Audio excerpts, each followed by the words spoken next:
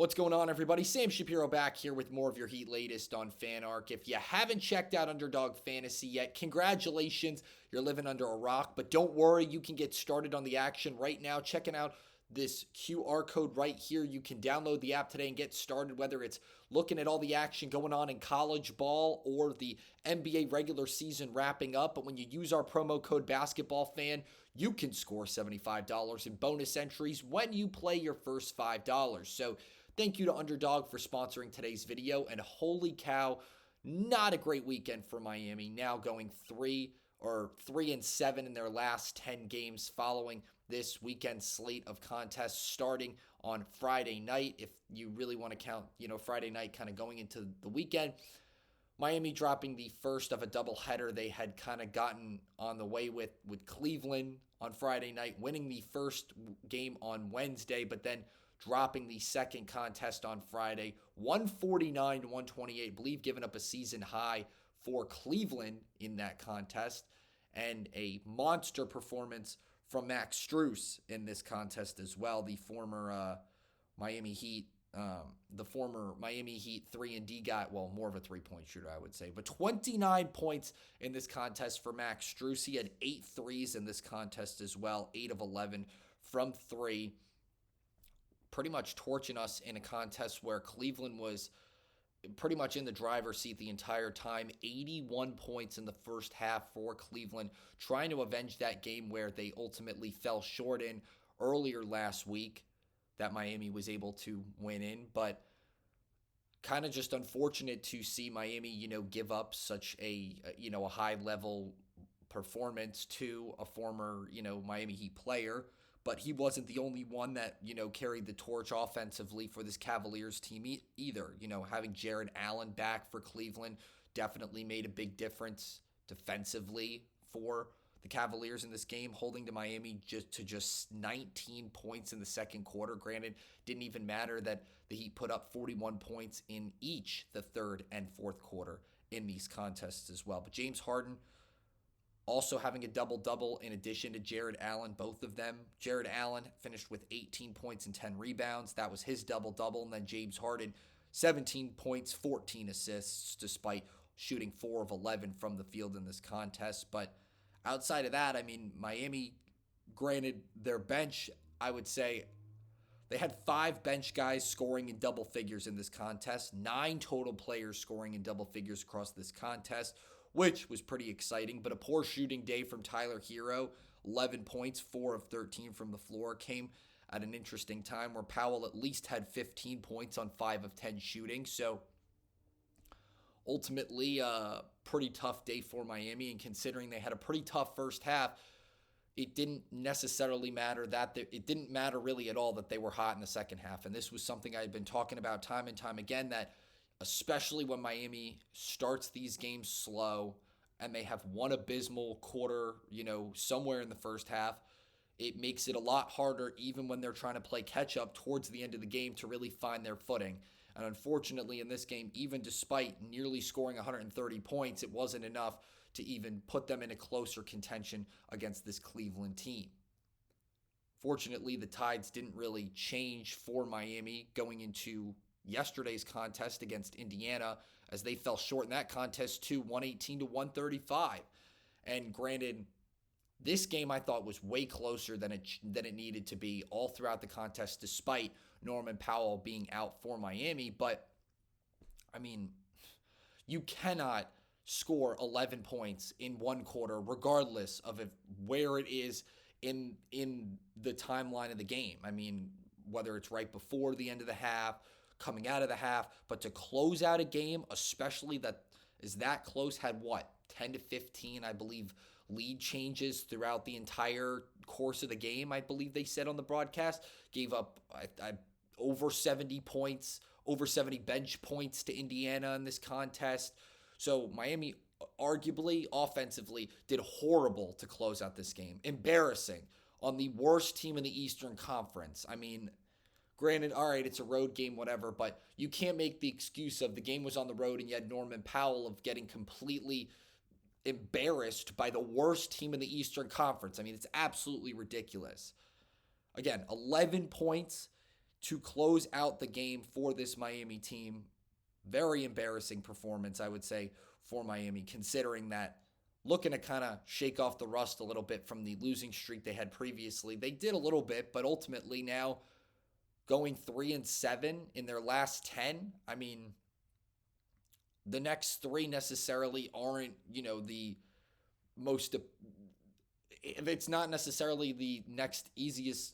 Their next three games coming up aren't the easiest, aren't going to be the easiest games for any team to play, rather. When you look at the schedule, they've got Philadelphia next, followed by Boston and Washington. And while you could easily say the game against the Wizards is going to be easy, those next two games are, I would say, very important as well, but also definitely not going to be easy wins for Miami. And Miami has taken tough losses from both of those teams before. So the fact that you can't pick up momentum at the right point in this doubleheader against Cleveland, going into what should have been, in my opinion, an easy win against this Indiana Pacers team. Mind you, Pacers had a pretty solid game in this contest overall, which can't say about them in a lot of their contests this year. Siakam having 30 points in this contest for the Pacers, 45-point second quarter. I mean, it wasn't necessarily completely lopsided the entire time. Miami having at least 32 or more in the first three quarters of this game.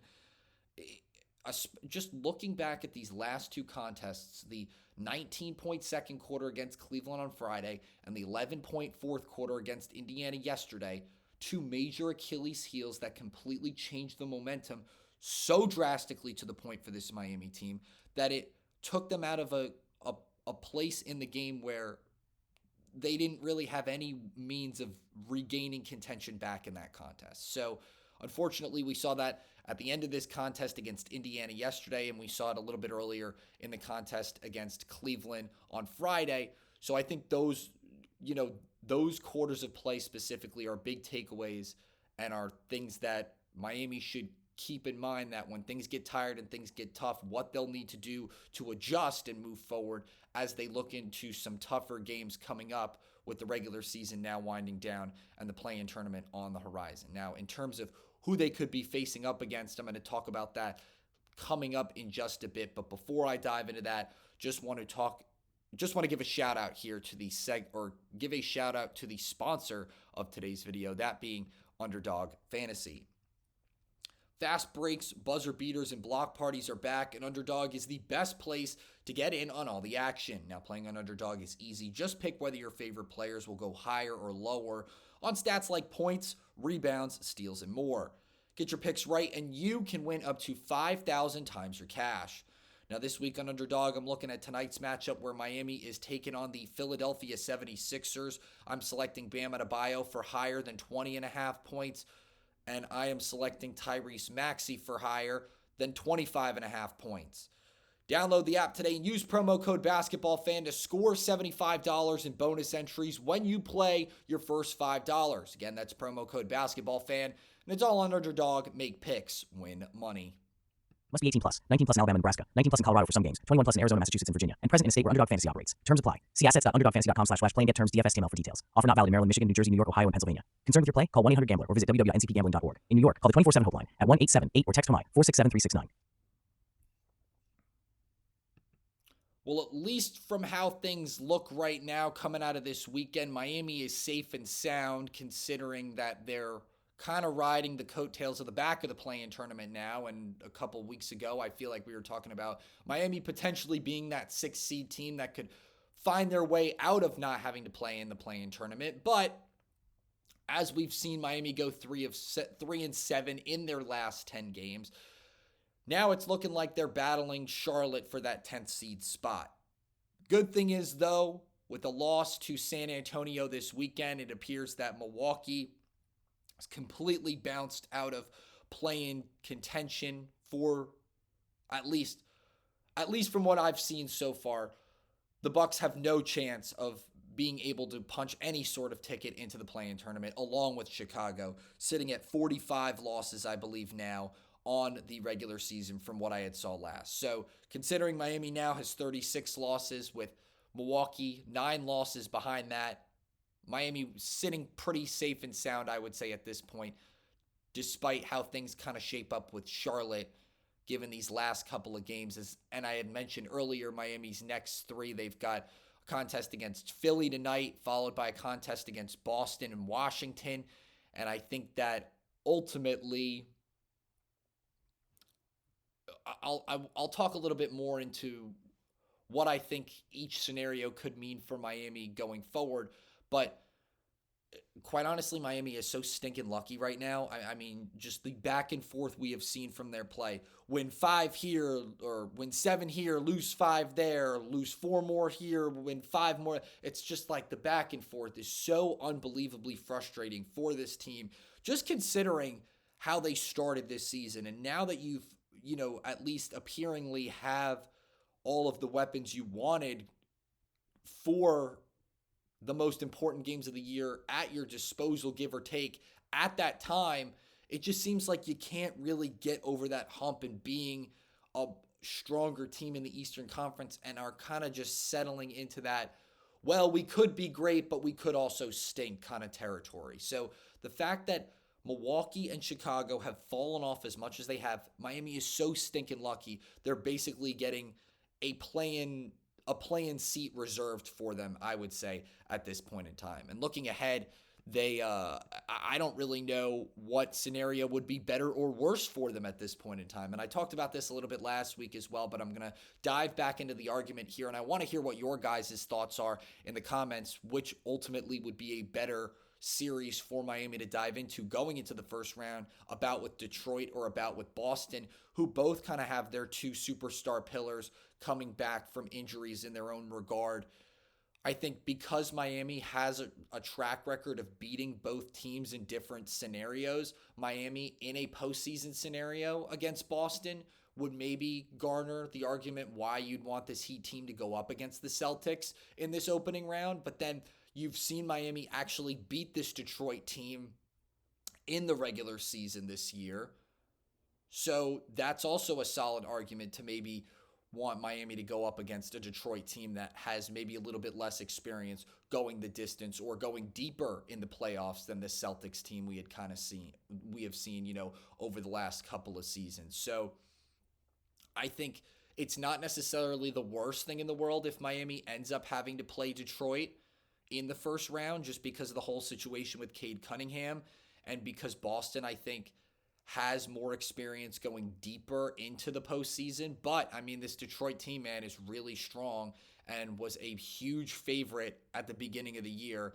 And, I mean, everything changes on the drop of a dime, especially in the NBA. So who knows what version of this Pistons team we could see in a week or two. And if they are kind of looking like they were at the beginning of this year, that could definitely be a more scary 7-game series Miami would need to play in comparison to what we're seeing, I think, from maybe the Celtics team right now. What Detroit looked like at the beginning of this year in comparison to what they look like now is kind of what I'm trying to say here. If Miami had to play that version of this Pistons team instead of the version of Detroit that we had beaten just a couple weeks ago, then maybe you'd want to go up against Boston instead of Detroit in a 7-game series. Drop in the comments what you guys think, because I don't really know, in my opinion, which scenario is better or worse for Miami now that they're, I would say, pretty much shoot into either playing Detroit or Boston going into the play-in tournament, with Milwaukee solidifying, at least from what I had seen, that they are out of play-in contention at this time. That's going to do it for this Monday's episode of Your Heat Latest here on FanArc. Don't forget to drop a like on this video, and if you haven't already, click that subscribe button. We've got great daily content you don't want to miss, all right here Monday through Friday. Thanks again so much for joining us. I'm Sam Shapiro. Have a good one.